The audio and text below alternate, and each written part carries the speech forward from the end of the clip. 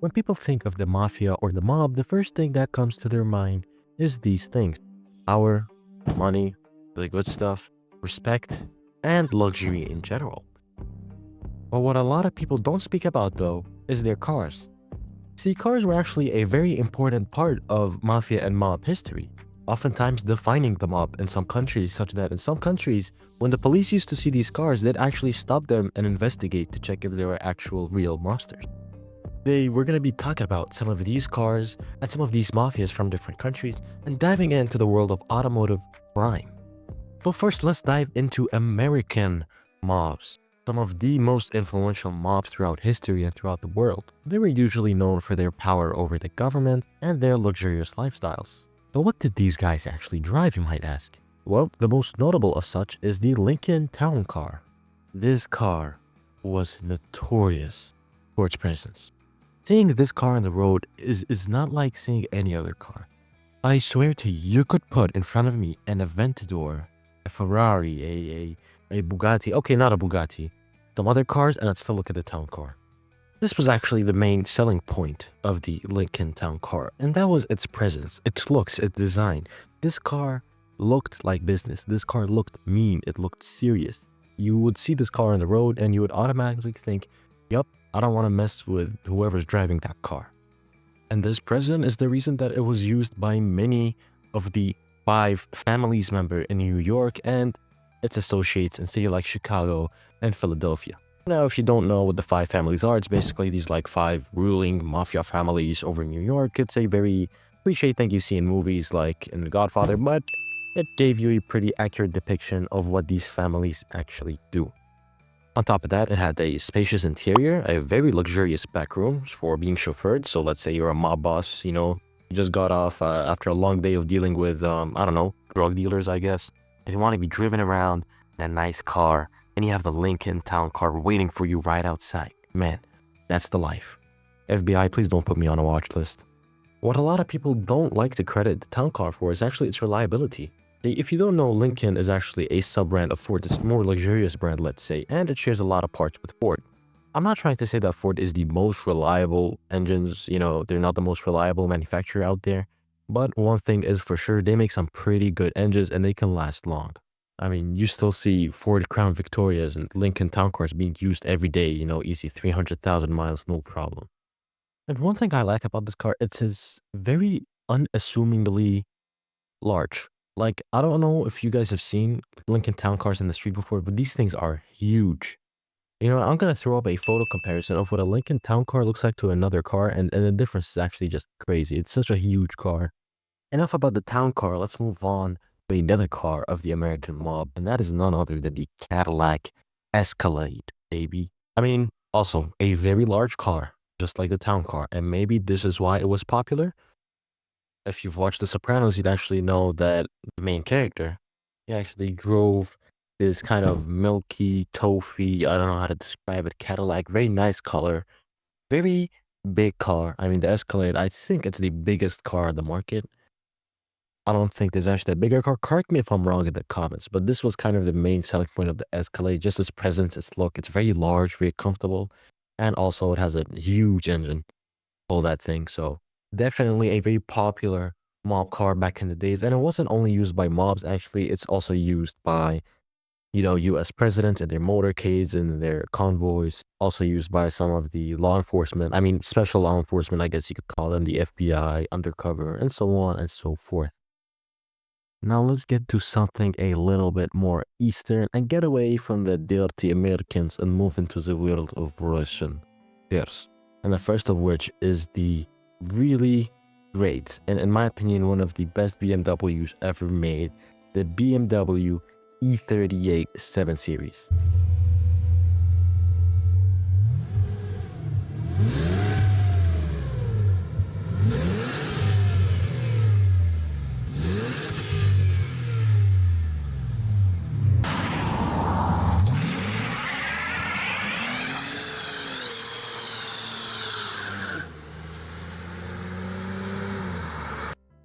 This thing had luxury, it had presence, it also had speed. It was the sportiest out of its competitors at the time.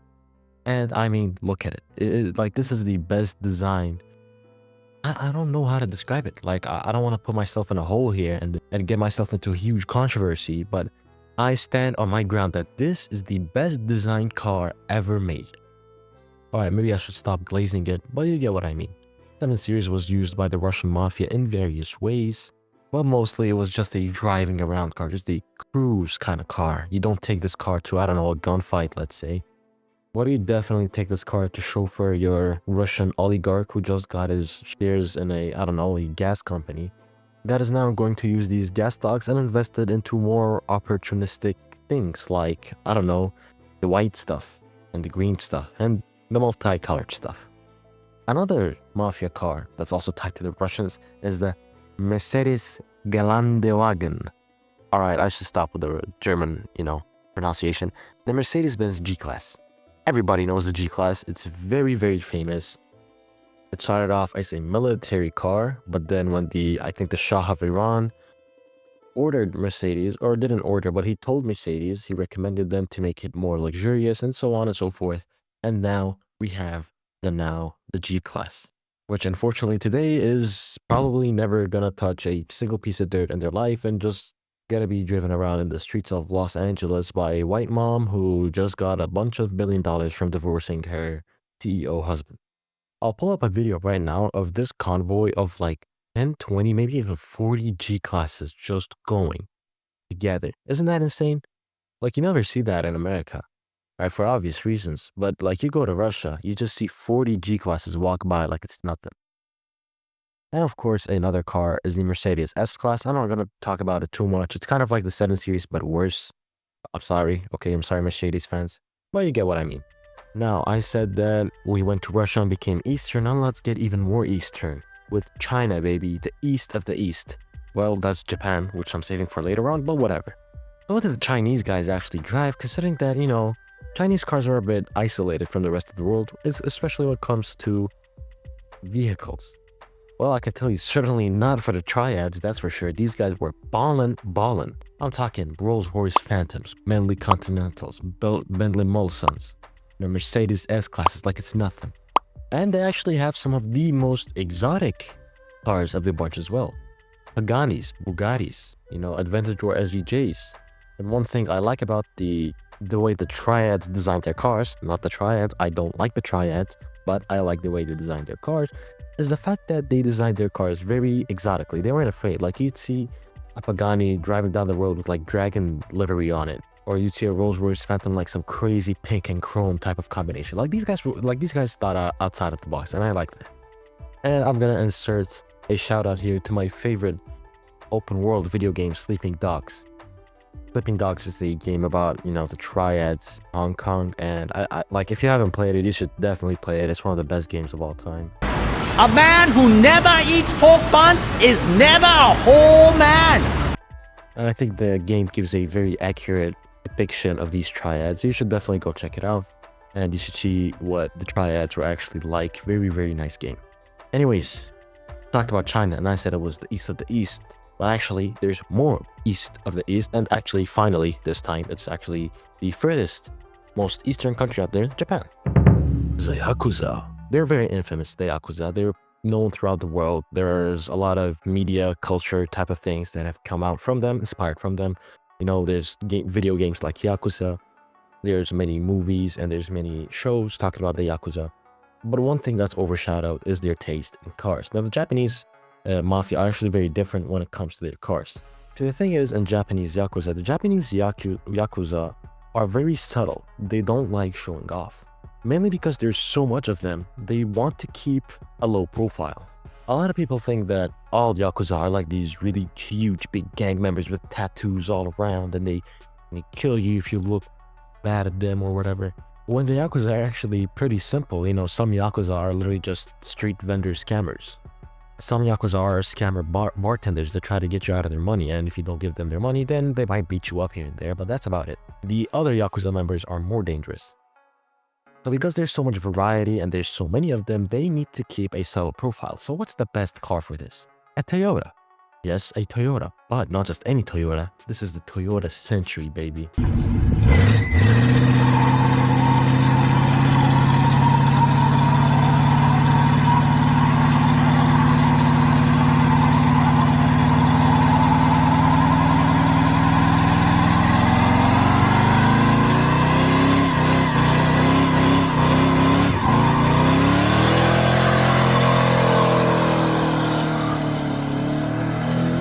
The Century actually was the Century at the beginning, and then it transformed into more versions like the Toyota Crown and the Toyota Chaser. The Toyota Century at the beginning was a car more revered for the highest class of members like presidents or the mafia bosses of the Yakuza. But the Toyota Chaser and the Toyota Crown were actually very common alongside the lower class of the Yakuza. They were known for their great design, great reliability, and honestly, very spacious and luxurious interior. Although the Yakuza had their fair share of Toyotas, a lot of Yakuza members actually drove German imports. Most notably, the Mercedes 190E and the E34 5 Series. These cars were very popular in the Japanese mob hierarchy, and in fact, it got so bad to the point that anybody who would import one of these cars would actually get investigated before they could actually get the car, which was kind of crazy. Now, before I get to the final entry of the list, I also want to add in some honorable mentions that I forgot to add before. For the American Mafia, you have the Cadillac DeVille. This was a very luxurious car, just like the Lincoln Town car that I mentioned earlier. There's really nothing to talk about this car other than that it was very luxurious, was a Cadillac, and that's about it. A interesting honorable mention for the Russian Mafia is actually the Toyota Land Cruiser. I mean, the Toyota Land Cruiser is one of the most reliable cars out there on the planet. It's an SUV. I wouldn't say it's very comfortable, but it definitely does the job. Great off-roading capabilities. In general, everything a mobster would be looking for in Russia. And I'd also like to add the Lincoln Navigator. The Lincoln Navigator is also kind of like the Escalade, but I do prefer it over the Escalade because it looks better and it just has more presence. The Cadillac's design makes it look a little bit more utility, but the Lincoln Navigator truly looks like a luxury big ship, which I kind of like. Let's get to the final entry in the list, and that is the South American gangs. Now, South American gangs have very different taste when it comes to their cars, because South American gangs do not have anything to prove. They already control everything. So popular cars of the South American gang are very different than those from other countries. They don't drive luxurious cars, they don't drive expensive cars, they drive utility trucks and SUVs. So very popular in South America is actually the Toyota 4Runner. Toyota 4Runner, just like the Land Cruiser, is a very reliable car that is, I think, based on the Tacoma frame. It's a very reliable, rugged SUV that can basically take you everywhere. And don't forget that in South America, there is a lot of off-roading involved, especially with the jungles and the mud and all of the roads that haven't been developed yet. It's pretty important that you get a pretty off-road capable car. So a car like the Toyota 4Runner or the Toyota Tacoma would be really, really great. Aside from that, though, you actually have a lot of Ford F-150s popular in South America, exactly the same reason as the Tacoma. They're very rugged and they're very off-road capable. Not only that, but the South Americans actually like putting guns in the back of their car, so I guess hell yeah, they put the submachine guns on top of the truck bed and they go around and move and all that power, whatever. And of course, they have more cars like luxury SUVs that are bulletproof. Like these things have to be bulletproof because the nature of the South American gang is that they're not as organized as the others. So let's say you're a part of the gang, right? You're just hanging out in your car. It's very probable that someone that you picked off someday just comes up to you and tries to shoot you. So it's very important to actually have some bulletproof armoring. So you'd see a lot of Escalades with bulletproof armoring and also Tahoes. Now moving along from that kind of rugged, off-roady South American side, let's get to the other side. I mean, of course, it seems that their business is very profitable, and of course, they'd like to buy some nice cars. And one of the cars they like to buy is then Lamborghini Aventador. I'm gonna pull up a picture right now of this Lamborghini Aventador just parked right there. I don't think you'll find this anywhere else other than South America. You'd find Porsches, Ferraris, you'd find everything just parked out in some muddy jungle. And oftentimes, they're customized in the craziest of ways, like being gold-plated or having armor on them. Now, at the end of all of this, I think it is clear that cars are actually a very important part of mob culture that a lot of people like to overshadow. I like to think of cars exactly as the horses of modern history. The same way that people showed off with their horses and they liked horses and they attributed some aspect to horses, I think the same thing can be said for cars. Well, that is it for watching this video. Thank you guys all.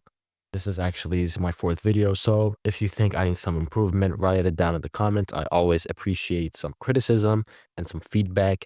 And if you like the video, just go ahead, like, subscribe. Thank you guys so much. Triple A Car Guy out.